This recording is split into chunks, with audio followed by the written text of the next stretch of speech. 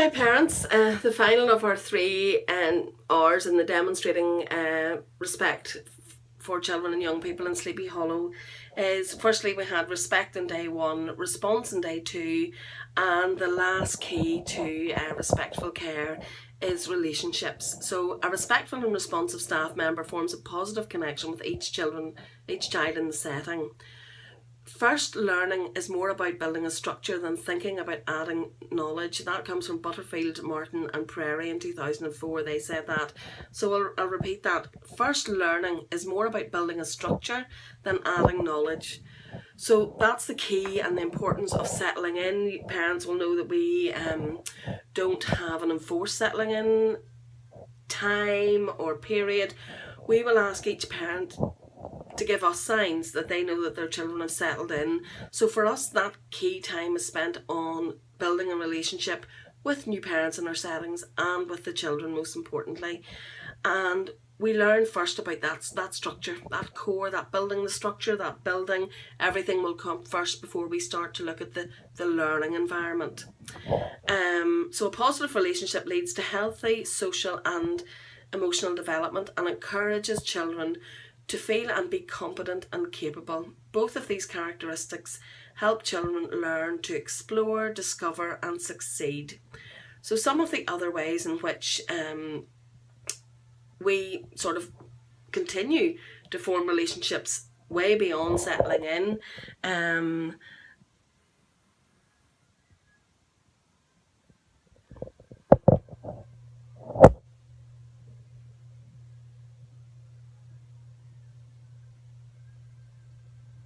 are to avoid interfering with allowed time. We talked about this obviously in 2 days before, but I mean, mastery only comes with repeated opportunities for practice. Providing time for mastery, caregivers have to monitor the type and degree of support that children need. So we will obviously be encouraging children to develop mastery at their own time and at their own pace by only really intervening as and when is needed. But through building relationships, we will know what degree of support that we have to give the children. For some children, it might be a verbal explanation. Others might require physical assistance. So we don't rely on one approach too much, as all children need to be able to have a balance of responses so that they can perfect skills and view themselves as capable. Encouraging children to make choices. We talked yesterday about refraining interfering with too much with children in their play. Very much the role in Reggie was to sit back and observe and record, exactly the same in play work. We will provide the environment, we provide a stimulating environment, and I'll talk a wee bit about creating meaningful environments in a minute, but that encourages children to make choices. If we just have one activity out for the children to do at any particular given time, they're not going to have a lot to choose from. So that's why we'll have several stations, as you'll hear us talking about. And that will be within the one environment. It'll not be that you have to leave that particular room, with the exception of our wet room, unfortunately, and outdoor play.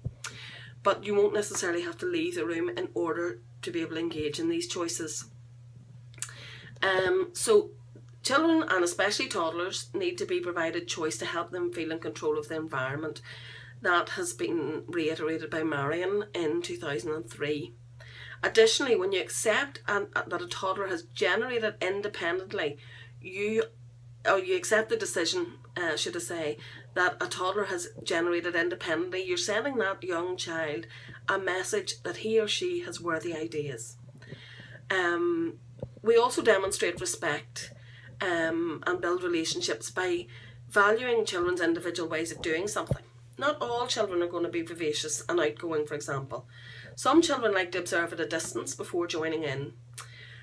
And letting those children sit back and observe and not making them feel that they must come in and engage at one time or at a pace that is too quick for them is being respectful and having a good relationship with that child.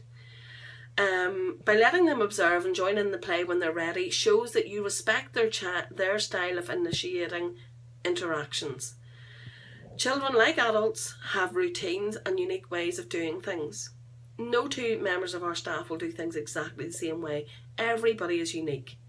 Close observation and documentation on our part coupled with frequent open communications with family.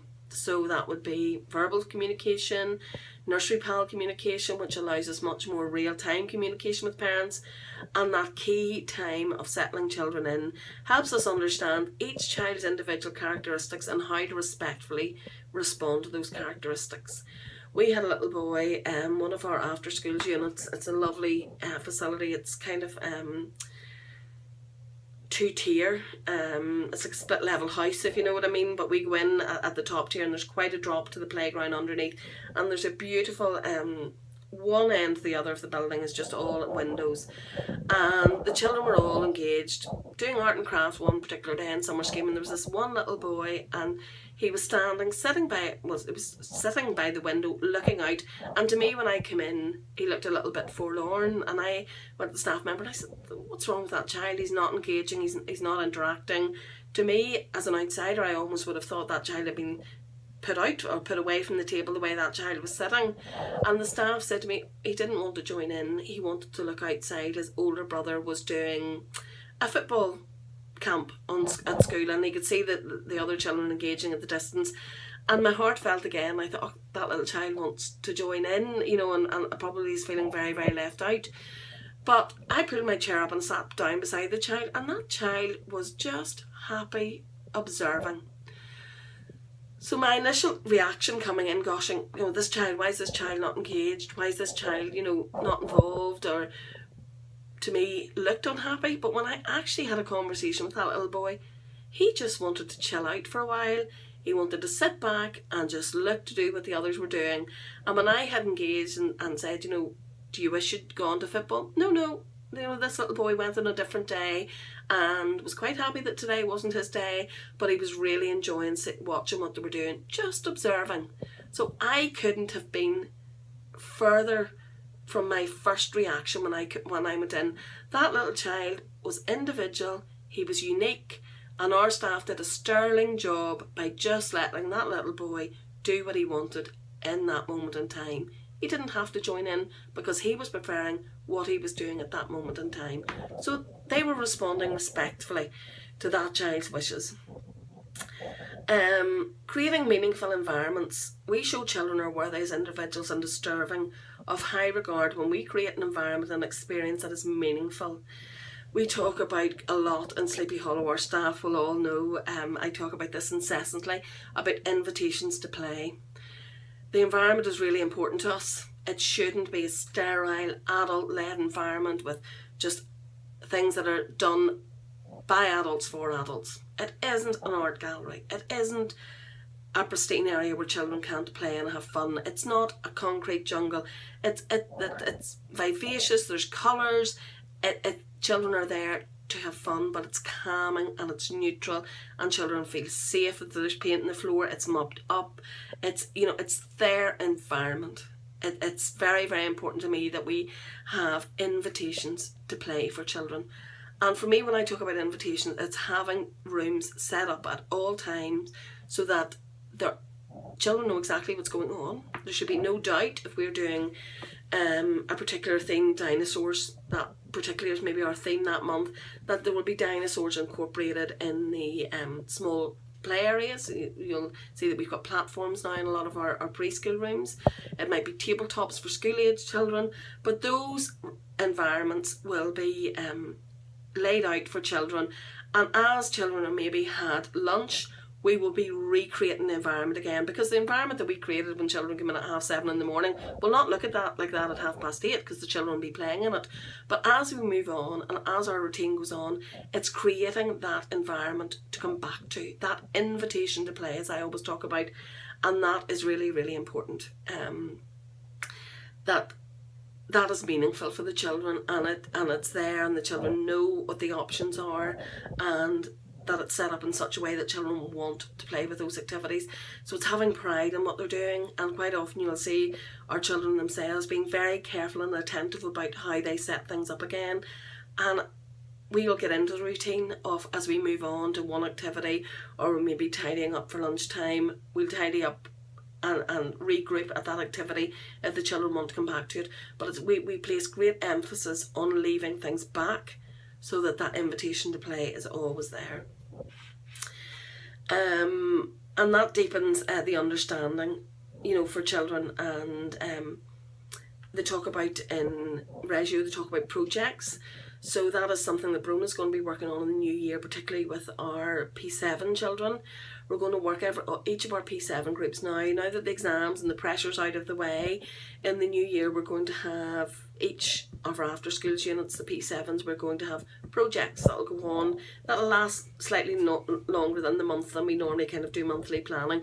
But our first project, we're hoping, will take us right up until Easter. So the children will form part of committees, they will decide what their project is, they will be given budgets, they will decide all of this. One of the children have already come back to us and they want to create the Kingspan Stadium at Ravenhill out of matchsticks. So that's going to involve us going to Kingspan, it's going to involve us taking photographs, it's going to involve us going out and buying matchsticks by the millions, it's going to involve us having a clear space, it's going to involve us teaching children how to use glue guns. But that is creating a meaningful environment for those children who come into us for 3 or 4 hours in an afternoon. 3 hours because most of them are out at 3 o'clock and we only open to 6 and after schools. So that could be exactly the same as a 1-year-old as it will be to our 11-year-olds who are moving on to the next phase of life and going on to school. But it's very important that this can be a term where children start to let their hair down, and if we didn't engage in these type of projects, then these terms become harder and harder to engage with older children. So that's just one example. Every group will have something different. So it's all about that invitation to play and about it being age appropriate to the children. Listen to children with your eyes, your ears. What are they doing? What interests them? Young babies, what are they babbling about? We use this information to plan experience and investigations that support and enhance all areas of development, and it's one of the parts of Reggio Emilia that I just love the most. So finally, they talk about teaching interaction skills, we talk about listening to children. All children have the potential, albeit in different ways, to learn and develop their own ideas, theories and strategies. And gosh, I see myself as a lifelong learner. Our staff, we place great emphasis on continued professional development, because if our staff don't develop and use these types of skills that we're talking about here for children, we talk about respectfully listening to ourselves, to colleagues, respectfully learning more to want to bring to the workplace. It's something that Sleepy Hollow is learning and evolving all the time, and we're really thankful for the staff who passionately do engage in all of this, and thankful for the opportunity of doing things like All Ireland Centre of Excellence that make us rethink our practices, that make us re-engage, that make us open and honest, and just constantly renewing ourselves and re-evolving the way we think all of the time. So that's me. I'm going to sign out now until the new year. Hopefully you've enjoyed our series of respectful care in our settings in Sleepy Hollow, and as I said again, you'll get the full document on our website. So enjoy the rest of your holiday, and I'm putting my laptop away until the new year. Thank you. Bye bye.